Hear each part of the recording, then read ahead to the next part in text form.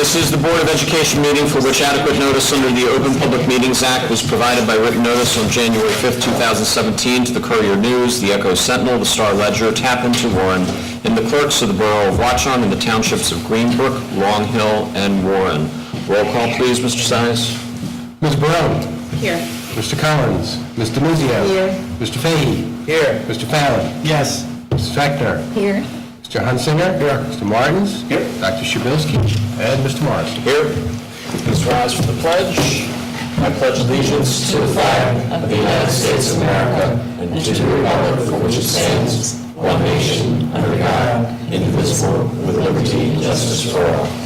In accordance with the provisions of the New Jersey Open Public Meetings Act, be it hereby resolved that the Board move into executive session to discuss confidential residency issue, student and personnel matters, and CSA evaluation, after which action may be taken. It is expected the matters discussed in executive session will be made public as soon as the need for confidentiality no longer exists. Motion, please. So moved. Second. Great. All right, we're going to go back and we're going to come back into public session. The next item on the agenda is presentations. First, we will hear about our comprehensive annual financial report. I'd like to ask Gary Ritchie to come on up.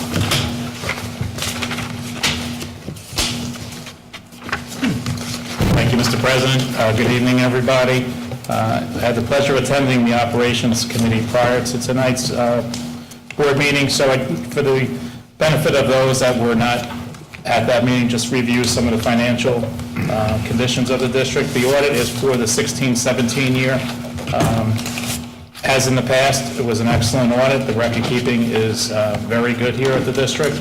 So one of the key components of any audit is the opinion that the auditor renders on your financial statements. And the opinion in your audit is what we call is an unmodified opinion, which is a clean opinion, which in layman terms means that the amounts reported on your financial statements we were able to confirm, validate through our various audit testing. So we're very comfortable with the dollars and the amounts that are in your financial statements. And just to touch on the reserves and surplus that the district has at the end of June, your total reserves and surplus were just over $6 million. A major portion of that is in your capital reserve. You actually ended the year with about $3.3 million of capital reserve, which was about $650,000 more than the prior year. Again, just a reminder for the board, capital reserve can only be used for projects that are in your long-range facility plan. So as you update that, it's very important that you stay current, just knowing then the dollars that you will be required to appropriate for those projects. Those are your local monies. The board also has a maintenance reserve. At the end of June, you had about $200,000 left there. A few years ago, the state limited the amount of surplus a board is allowed to have. State calls it excess surplus. And as part of the audit, we actually have to determine that dollar amount. It's based on your spending. And at the end of June, the excess surplus was actually $523,000. That money will go into your 18-19 budget as a revenue. Some call it as tax relief. Either way, it goes in as a revenue source for balancing the 18-19 budget. So when you look at a total of $6.1 million in reserves, your unassigned surplus was actually $727,000. So that's actually the ceiling for your 2% that the state allows a district to maintain. So overall, excellent financial condition. Actually, it was within only a few $100s of the prior year when you compare the June 16 audit to the June 17 audit. The testing, we actually just had one audit recommendation, and it dealt with actually the student body accounts and the athletic account. We've met with Tim just to review the finding that we had, pretty much dealt with the bookkeeping and making sure that the bank account is reconciled to the ledgers that are maintained. I know there's a corrective action plan that Tim is preparing for the board to vote on, I guess at the next board meeting, and that corrective action plan will address our finding. So if there's any questions regarding the audit, whether it's anything on the budget, financial statements, would be happy, to entertain those. Anyone have any questions? We have a comment. Absolutely. Very impressed with our business administrator. Tim, thank you. You've kept us, just every single year, we get the same kind of, whatever the recommendation is, if it's one sentence generally, and it's over a minor part. So I really do want you to know that. Thank you, Cindy. We appreciate it. I'm only as good as my staff, though, and they do all the work. But they're fantastic, but thank you, I'll let them go. But if I can add, Mr. Fowler. this is a good time to recognize Tim, because Gary's firm does an excellent job. They use many school districts throughout the state, and year in, year out, Tim gets us these audit reports with no recommendations or one. It was several years ago that we had 3, and I think that was his high for a very long time. And so Tim and his staff, they're appreciated not just by this board, but I talk to business administrators around the state. He's known and recognized as someone you can go to and get good answers for. So he's a real positive reflection of our district. Godfather of BAs. And I think and just again, for the board's knowledge, Tim's already taken action on that one item, and I believe there's something for us to review on that this evening. So not only do we get the recommendation, but we take swift action to address it. So if there's no other questions, Gary, thank you very much. Okay, thank you for your time. Thank you. For our next presentation, I'm going to turn it over to the superintendent.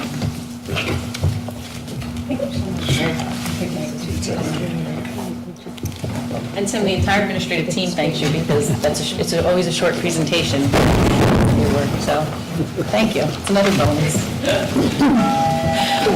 Thank you, everyone, for coming tonight. I'm being genuinely serious about that. We know that it's always going to be a short audit presentation because there's never any major findings. We'll be fine tomorrow, don't worry.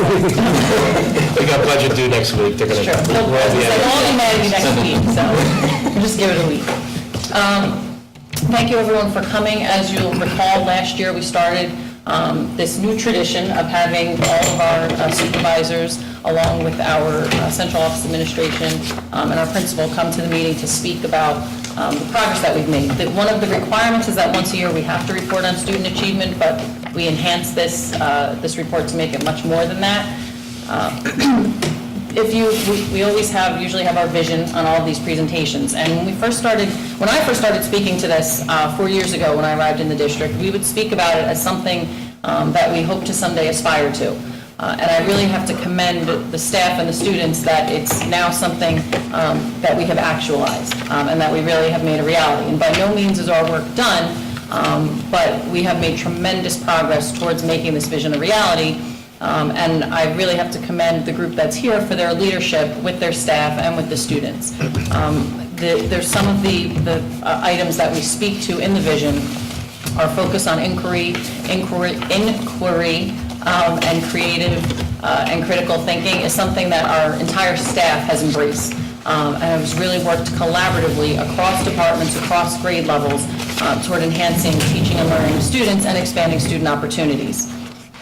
So in addition to tonight hearing about student achievement, you're also going to hear about what each of our departments is working towards, the specific goals that the department is working toward that are aligned with our strategic plan and with the vision for the district, so that you can see what's in store for the year ahead. And I think what you'll notice is that nothing that they're speaking about tonight should be a surprise. They are all goals and action items that we've talked about as a board, at the committee level, at the board level, and they're really a continuation of the work that we talked about last year. So I'm going to now turn it over to Principal Alexis.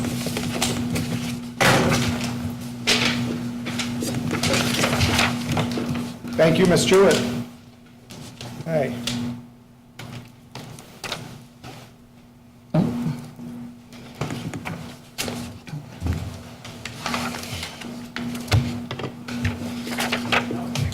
forgot to wear my glasses.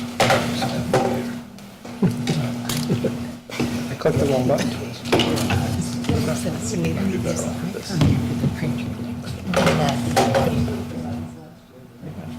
Yeah, it's probably not attached to you. I can just click directly on it, right? Yeah, I'm sure you can be able to just enter and all of that. Okay, great, thank you, Mr. Twisler. As Ms. Jewett said, our vision has been in place for 5 years now, and it has guided our work, and some of the work that continues to go on will be explained later in the presentation, but we're going to start with the strategic plan goals, because it's just a little over 2 years ago, this past October, when a large group of us from, who represented constituents throughout the school community got together and came up with these goals, along with our consultant. And what was really nice about it is that they arose naturally from the vision. You know these well. We have the first one focused on social, emotional, and physical wellness.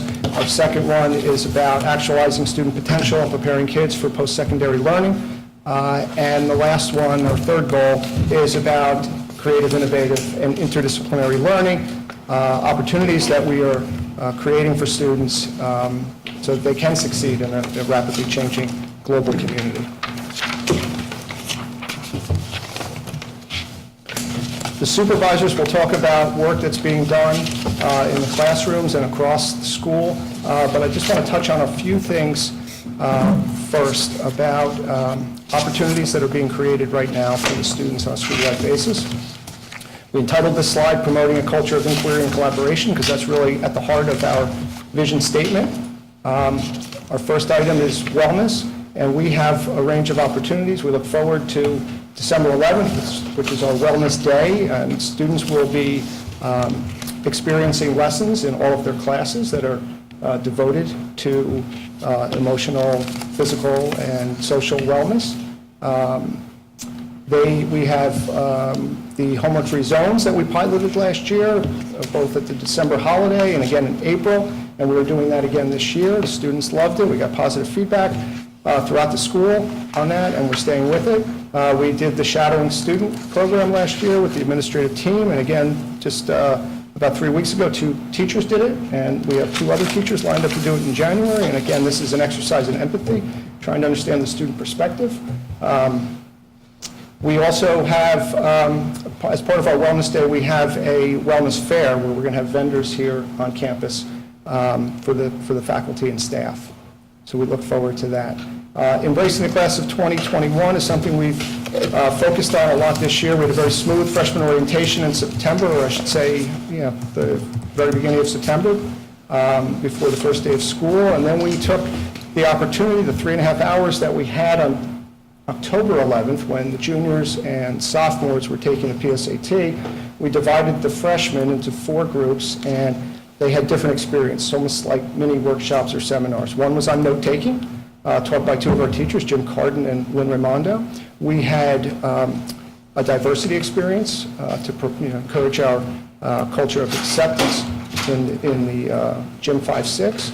We had a yoga/mindfulness presentation for the students in Gym 7-8, and we also had Naviance training for the freshmen. So they got a broad range of experiences, and we continue to work with our peer leaders to embrace the freshmen and make them feel part of the school right from the beginning. Our technology initiatives, the highlight is the one-to-one Chromebook initiative, which we are very grateful that you were able to support this year, and we look forward to continuing that with each new class of students. We had the new smart boards installed that are being used on a daily basis. And we have our beautiful new website. We also aligned our new PowerPoint slides with our website and trying to create and sustain a brand and a feel for the school, visual identity for the school. One thing we're also very excited about are the interdisciplinary collaboration. We've always had PLCs, but we are taking a slightly different approach to the PLCs and giving them a little bit more energy and structure. This is based on research about adult learning that focuses on teacher autonomy and ownership and advancing teacher agency. So we've repurposed faculty meeting time. We've taken the second department meeting of each month and used that as time to create space and structure for teachers to meet in groups of 3 to 5 to work on really building professional capacity that's going to benefit our students and improve student learning. We have our supervisory team and our vice principals working as advisory partnerships with each group, And we're excited about this, and it's off to a good start, and we'll provide an update later in the year on that. And then the alumni outreach, we have an alumni day coming up where we invited freshmen and college students, our recent graduates, back to campus to share their experiences with our current 11th and 12th graders. We've had alumni, most recently, I guess it was last Wednesday, we had a young alumna who came back to speak to our National Art Honor Society. We had alumni return in June when we had the career day for our seniors. So we're trying to build and strengthen our community through our alumni. We also have the Alumni Association planning their mega reunion in May, and we're just trying to, and also gather data from recent graduates, and we have a survey that's going out along with a letter to the students, and when the students come back, the graduates come back, we're going to ask them to give us feedback about how we can improve the learning experience for students and prepare them for the post-secondary world. So a lot of exciting things happening. We're going to move into the student performance data. And I'm going to handle the first part, and then I'll turn it over to Mr. D'Alessio. Now, this is something that's been in the news. You've seen it in the local paper. You've seen it on the website. We're very proud of this. We're happy about it. Because if you look, I'll just point to a couple of numbers because I want to move through this quickly. In the bottom left corner, where you see that we had 19 recognized students in 2012, and you know the National Merit Program is based on the results of the 11th grade PSAT. So we had 19 recognized students. This year, 6 years later, we were very pleased to find out that we had 68 students that were recognized. 53 commended students, and I invited I get a little certificate from the College Board, which is a letter of commendation. So I invited all the students down to my office, and once they realized they were in trouble, they were very pleased to learn commended students. And 53 is a large number. We're very happy about that. And the 15 semifinalists, again, it's very impressive. If you look at the bottom of the column with the number 3 in 2012 and then up to 15, it's just, it's remarkable progress. But I guess the largest point here is that this is really a reflection of the teaching and learning. It's the quality of the teaching and learning that's taking place in the classrooms on a daily basis. And we recognize the contributions of our faculty and our staff and our leadership team because we're really making a difference for students. We're actualizing potential for students. And so these students were very successful on this particular exam, and that's wonderful. So we had a little fun with the next slide. So everyone just take a quick look at the screen. And because the other information here, which was really nice, was that this put us at number 1 in Somerset County for the first time, ahead of Montgomery and Ridge and Pingree. Number 6 among all comprehensive public high schools in New Jersey. And even when you had the magnet schools and the independent boarding schools like Lawrenceville, we're still number 9 in the state overall, which is really a nice achievement. You saw this slide last year. This was the 5-year trend for the SATs. And if you look to the left, we have a number for 2012 of 1660 for the 3-part SAT, the prior SAT that, the total score that you could earn was a 2,400. We moved in that trend over the course of 5 years up by 58 points. Meanwhile, the state average declined by 19 points and gave us a net average of an increase of 77 points. Was really, we're really on the, moving in the right direction.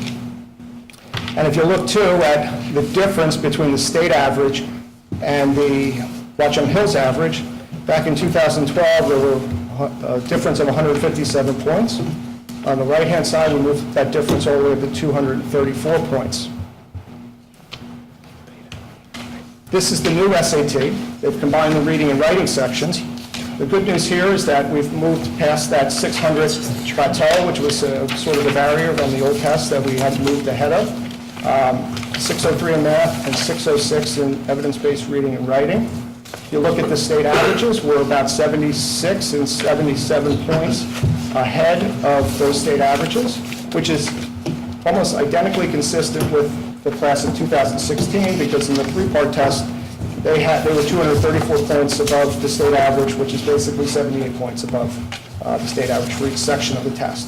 So we're moving in the right direction. It's harder to compare this because it's a new test, and they've recalibrated to some extent. but we're trying to look at it from different perspectives. So that's positive news. We did a regional high school comparison. And here, and from over here, it's a little harder to see those numbers, but other than West Morris Mendham, which is a smaller school, about 1,300 or 1,400 students, we are outpacing the regional high schools in this first year of the new SAT.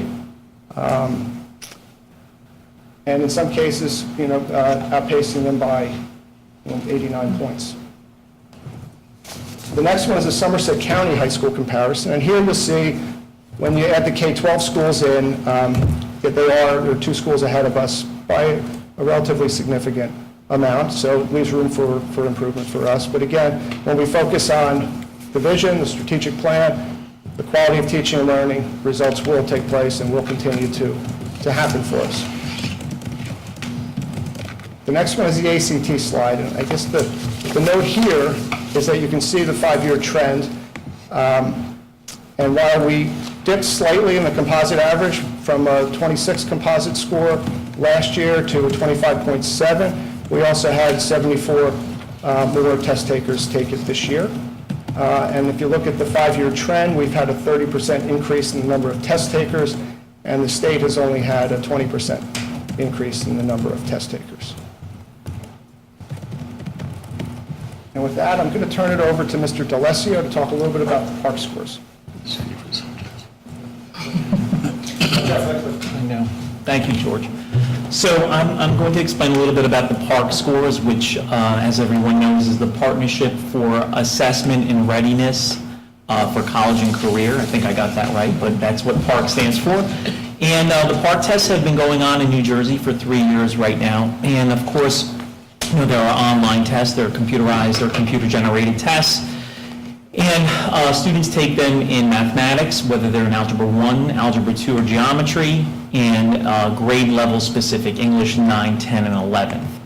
So we have 3 years of data for PARCC tests, and everything is up there, and it shows you how we compare to the state average. We're pretty much above the state average, except for one of our math classes.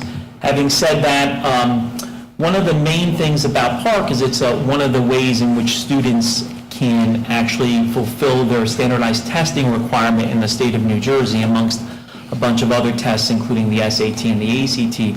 We're very proud to say for our students that all of our students either pass the PARCC, get an SAT score, an ACT score, but fulfill their standardized testing without having to do what's called a portfolio.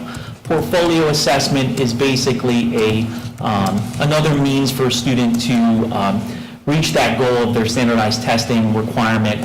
And for the last 3 years, we've never had a student do the portfolio. So they either go through the PARCC exam, they go through the ACT, SAT, or we have the AccuPlacer for them, but they pass one of those 4. And that's an accomplishment. Not many schools, in fact, I don't know any schools that do not have students who do the portfolio. So very proud of our students and our staff for that. Next slide shows our ELA, which is the English Language Arts PARCC assessments. Again, we're well above the state averages. We also have had very good enrollment in taking PARCC the last few years. A lot of students taking, especially last year. We played with the schedule a little bit to make sure that our students who are freshmen and sophomores took their PARCC exams in ELA and math a little later on in the year, so they had a little bit more of curriculum under their belt when they went to take the test. And our juniors took it earlier in the year in March, and that helped with getting a majority of our juniors to take it. And we look forward to looking next year on how we're going to come up with our schedule, but we're always trying to tweak it to make sure that it's the least intrusive environment for our students and for our teachers. And this is very cliche to say, but it does take a village to give these exams. And I want to acknowledge the teachers who are the proctors during this, the administration to my right, which are the lead proctors, the IT folks here in the district who help out with everything. It's a big machine, and we keep school going at that time, so it's very, very important. We don't shut down school, and to have these results in that case, I think, are very, very good. So Ms. Phelan's going to come up, talk about AP right now. Yeah, I think so.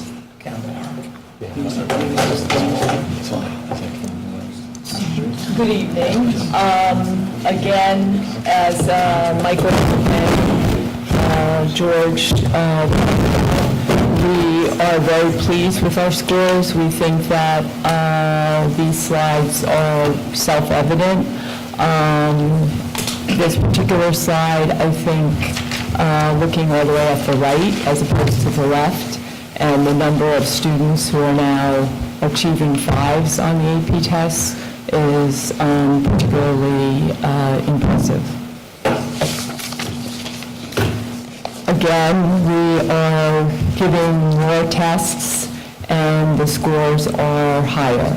And the reason, for those in the audience who may not know, we're interested in a 3 or above is because most schools will give students credit for an introductory course in college if they achieve a 3. Okay, this is one of our favorite slides because it really demonstrates, and this is kind of a new slide, we took all the tests that we give and we put them together. And as you know, we set the goal 4 years ago now of achieving a 4.0 district-wide. And as George and Michael pointed out, we're extremely impressed with our faculty, with their embrace of this challenge, despite the fact that we are very much an open door policy for AP courses, and we're also proud of the fact that unlike some districts, we try to have every student sit for the exam.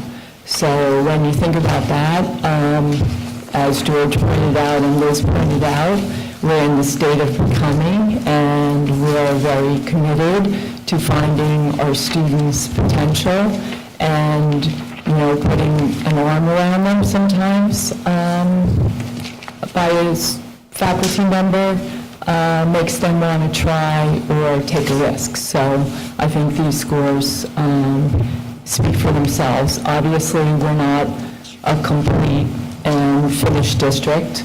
We believe in growing and learning, and so you can see that we have a few courses that we're particularly focused on, and we've done things like professional development for teachers. We sent a few teachers to AP training this summer, and we're also very focused on our collaborative PLC. So we feel that we have many masters of an AP exam, and some of our rookies are learning from the masters. So we think that you should also be very gratified by some of the scores, physics and computer science, when you think about the conversations that we had last year about those 2 courses. And we made a few tweaks, and as you can see, we were able to exceed the expectation. This is also a great slide. I think 482 students taking this number of exams. As you can see, it's over 1,000 exams. So again, like I was pointing about, it's taking a village, and that's a lot of coordination.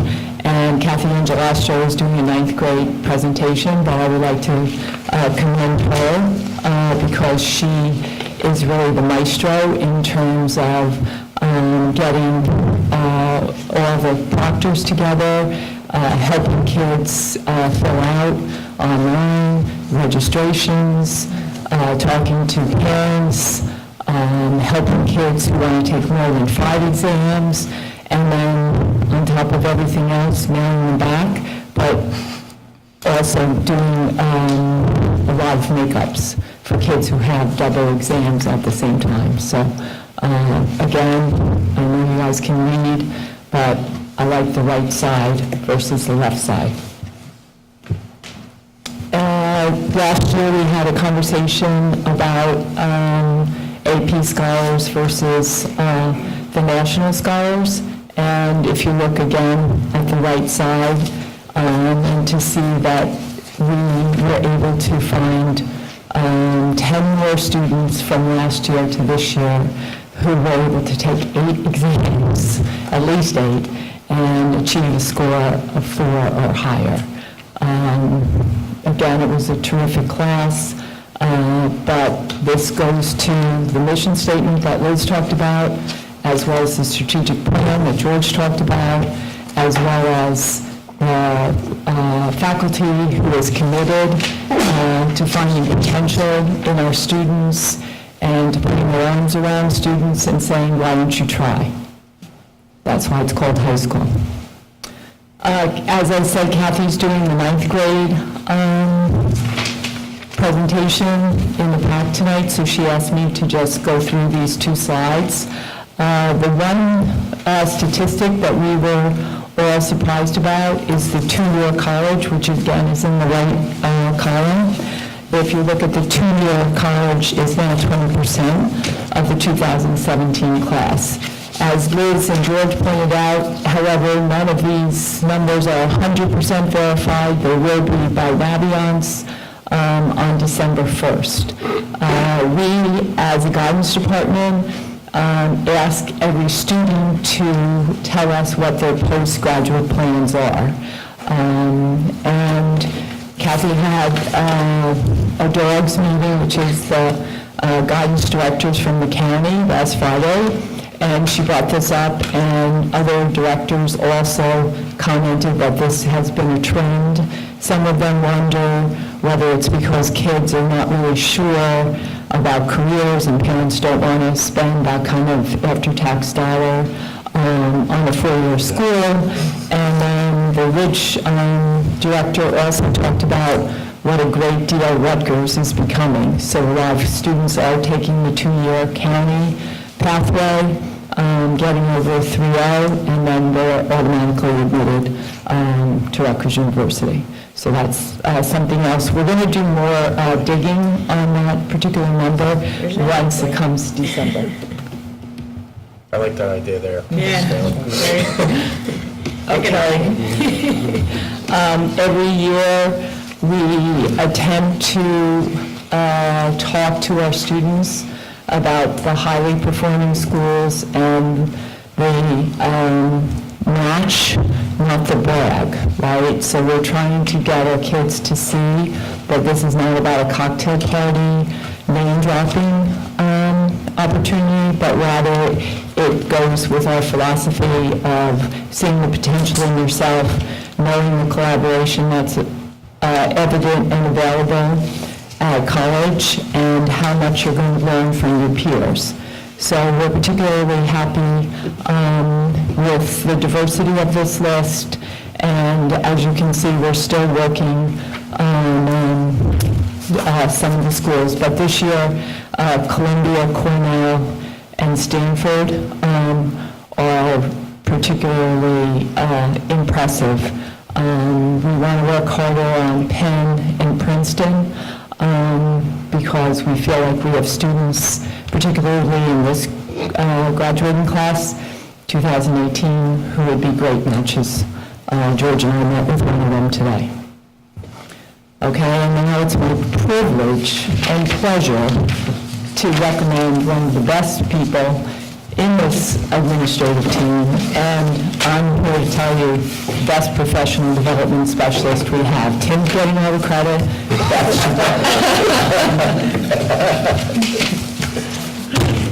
And actually, I'll say Mary Ellen could have stayed up here with me because this is definitely a right-hand, left-hand team planning with the professional development activities that go on at the high school. Certainly right brain, left brain, because I think vision and task management maybe. Some of the highlights from this year so far, because with professional learning, we get a lot accomplished already by this point in the year. We began this school year in July with legal training for the administrators, which is a county coordinated effort. So we get to interact with administrators from all over Somerset County, which is nice, and keep up to date with the legal events that are going on in school districts. We also had training this summer, July and August, with thanks to Mike DeLessio and Brian Bachek for providing the training and the professionalism of the teachers who gave of their own time to come in voluntarily over the summer to get a jump start on Genesis course pages and some refresher training on Google Classroom. And in August, we held our first professional development day for our substitute teachers, which was a nice opportunity, and Steve Sierfas and Bobby Vargo supported Donna and myself in getting that taken care of. And the substitute teachers, again, took advantage. Their own free time came in August, and were really very engaged and interested in the training, so that was very successful. September opening days, we had the keynote speaker was Linda Lantieri, who ties in with our strategic plan and the wellness initiative, who came in and did a keynote address that was covered in the local newspaper as well. Trainings on technology, focusing on the fact that we had the Chromebooks here in the building for the freshmen, as well as revisiting smartboard training and, again, the course pages in Google Classroom. Questioning and discussion, which you'll see on my next slide, is the focus for the district-wide PD this year, is questioning and discussion. And Anita Falvo and Dan Bertelli and Jim McQuavia did a training on that in September for the teachers, which again had great rave reviews. Care Plus, which you'll hear more about from Mrs. Sales this evening, the provider of the Care Plus program, did some professional development for us in September and again in October. The mentoring program is up and underway. We provide mentoring here at Watchung Hills for all teachers, all educators new to Watchung Hills for the first 2 years. So that program is up and running and training for the mentoring as well, mentors. Advising and coaching training, CPR and AED training was repeated. Achieve 3000 training, which again Mrs. Sales will address, and the school nurses had a county coordinated PD event. October, we had 2 big days in October. The Association for Supervision and Curriculum Development actually came in on site and did 3 large group sessions, which were aligned with the strategic plan. So the teachers went to one of those 3 sessions, and they were nationally renowned authors, experts, professors who came in and did these presentations. The next day was our district coordinated professional development event, and 92 offerings. The offerings are delivered by teachers here on the faculty, administrators in all of the sending districts in our own district, and you can just see the overwhelming number of choices the teachers had to participate. And again, the teachers just took great advantage, very engaged, and made it really a great day. So we've done that already this school year. It's all taken care of. So our areas of focus for the rest of the year: questioning and discussion, as I mentioned, is our focus for our district-wide professional development goal. Mr. Alexis mentioned our PLCs that are up and underway, and they are aligned again with the strategic plan. Strategies for success sessions. What we did this year with the new teacher orientation program, which was usually at a heavier focus in the summer because we had fewer new employees this year, we have a whole onboarding process that's been built into the school year using the common lunch periods and the mentoring program. And we're going to be taking a look at the evaluation data. We always do a follow-up survey after PD days, and we're going to be looking at that data with our next DIAC and SCIP meeting. And I get to now introduce Mr. James Aquavia, the supervisor of the English department.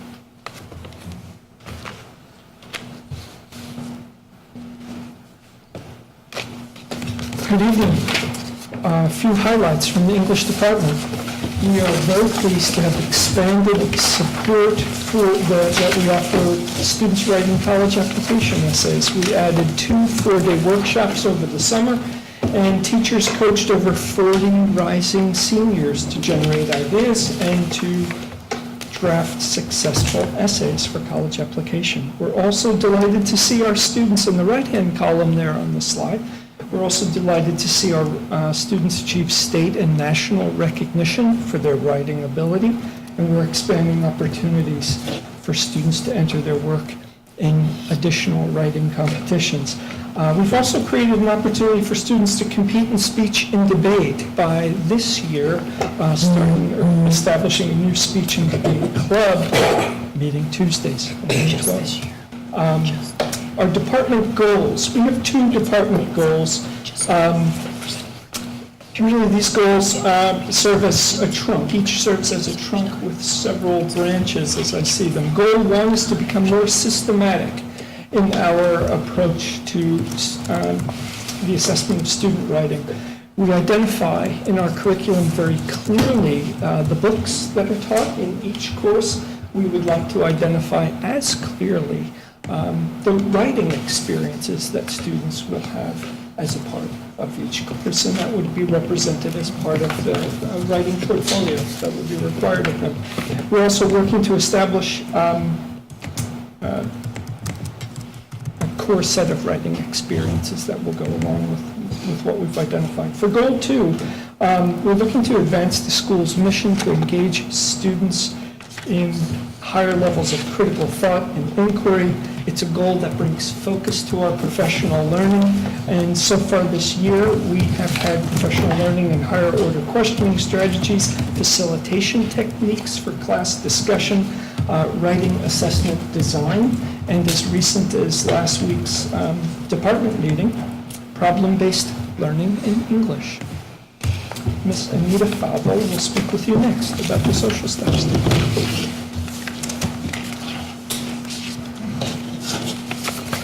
Hey, good evening. In social studies, in keeping with the strategic plan, we're trying to do a lot of inquiry-based learning. I'm just going to highlight a couple of aspects that we have here. Probably one of the accomplishments contributions that we're most proud of is probably the New York Times Learning Network. We're adding a lot of technology into the social studies department,